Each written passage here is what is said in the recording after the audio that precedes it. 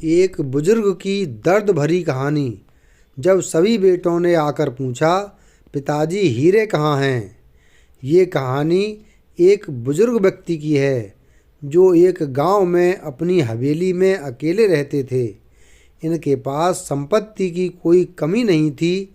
चिंता थी तो बस अकेलेपन की, क्योंकि इनका सारा परिवार इनसे दूर हो चुका था। बुजुर्ग के 3 बेटे थे जो शादीशुदा थे। अक्सर बुजुर्ग अपने बेटों से मिलने के लिए तरसते रहते थे, लेकिन उनका एक भी बेटा उनसे मिलने नहीं आता। एक बार बुजुर्ग की तबीयत बिगड़ जाती है और गांव वाले उन्हें अस्पताल लेकर जाते हैं।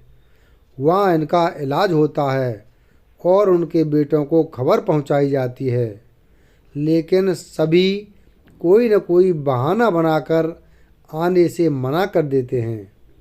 बुजुर्ग आदमी को आखिरी वक्त अपने बच्चों से मिलने की तीव्र इच्छा होती है, लेकिन वह अपने बच्चों की जिद के सामने मजबूर होते हैं।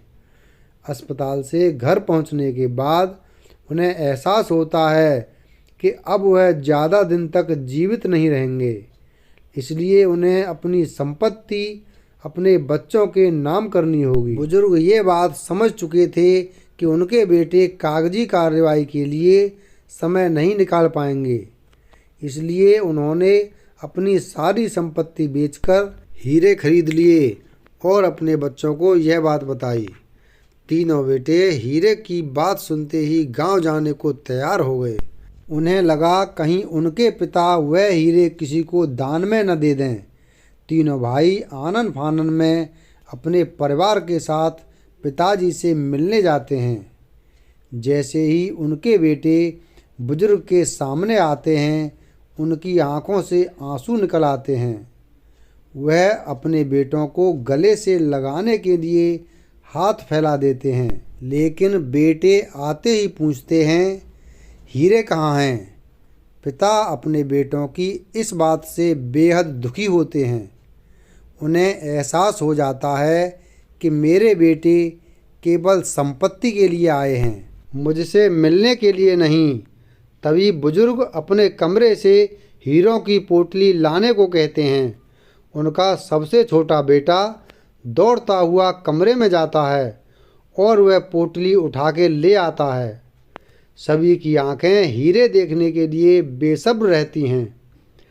तभी बुजुर्ग व्यक्ति पोटली खोलते हैं और जैसे ही पोटली को उल्टा करके उसमें से हीरे निकालते हैं तो उस पोटली से केवल पत्थर के टुकड़े ही गिरते हैं। बुजुर्ग व्यक्ति पोटली से पत्थर गिरते देख चिंतित हो जाते हैं और पागलों की तरह जोर जोर से पूछने लगते हैं, हीरे कहाँ गए? बुजुर्ग के तीनों बेटे सारे घर में हीरे ढूंढने लगते हैं, लेकिन उन्हें हीरे कहीं नहीं दिखाई देते। बुजुर्ग व्यक्ति अपने जीवन भर की कमाई ऐसे जाने नहीं दे सकते थे, इसलिए उन्होंने गांव के कुछ लोगों को बुलवाया और उनसे सलाह लेने लगे।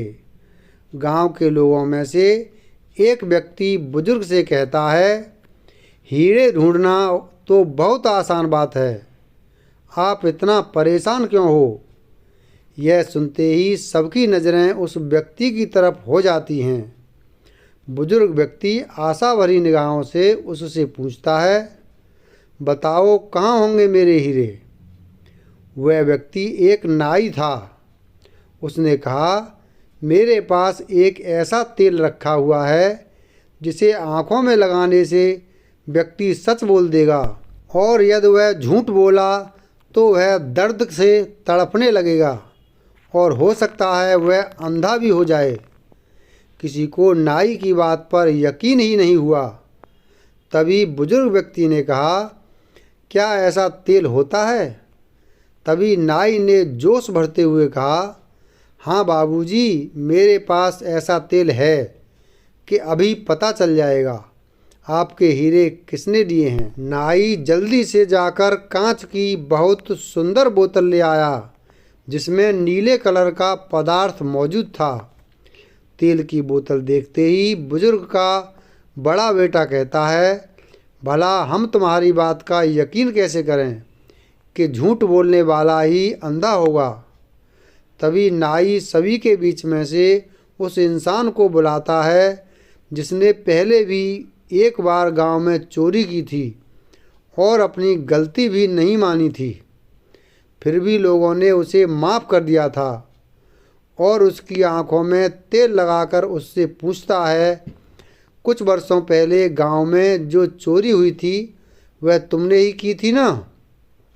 वह व्यक्ति जैसे ही मना करता है वैसे ही जमीन पर तड़पने लगता है और ज़ोर ज़ोर से अपनी आंखों को मसलने लगता है। तभी नाई दोबारा तेल में पानी मिलाकर वापस उसकी आंखों में लगाता है और वह शांत हो जाता है। वहाँ खड़े हुए सभी लोग यह देखकर हैरान रह जाते हैं। तभी बुजुर्ग घर में मौजूद सभी लोगों की आंखों में तेल लगाने को कहते हैं ताकि हीरों की चोरी का पता लगाया जा सके। लेकिन अचानक बुजुर्ग का छोटा बेटा उनके पैरों में पड़कर रोने लगता है और कहता है, बाबूजी मुझे माफ़ कर दीजिए, हीरों की चोरी मैंने की है।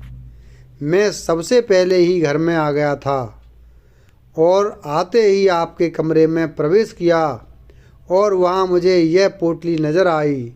मैंने उसमें से हीरे निकाल कर रख लिए और पत्थर के टुकड़े वापस पोटली में ही डाल दिए। बुजुर्ग व्यक्ति को अपने बेटे की बात सुनकर बहुत दुख हुआ और उन्होंने नाई को धन्यवाद देते हुए कहा, आप तो भगवान हैं जो इतना बड़ा चमत्कार पल भर में कर दिए। तभी नाई मुस्कुराते हुए कहता है, जी नहीं बाबूजी, मैं तो एक साधारण इंसान हूँ और मेरा यह तेल भी सामान्य तेल है जिसमें मैंने नीला रंग मिलाया हुआ है। यह कोई चमत्कारी तेल नहीं। और वह व्यक्ति यह तरकीब जानता था जिसे मैंने पहले से ही कह दिया था, मेरे प्रश्न पूछने के बाद विचित्र क्रियाएं करने लगना। सभी नाई की बात सुनकर उसकी बुद्धि की बहुत तारीफ करते हैं। बुजुर्ग व्यक्ति को समझ में आ जाता है कि नाई ने अपराधी का पता लगाने के लिए यह खेल खेला और बुजुर्ग उस पोटली से कुछ हीरे नाई को दे देते हैं और बचे हुए हीरे अपने बच्चों को सौंपकर हमेशा के लिए अलविदा कह देते हैं।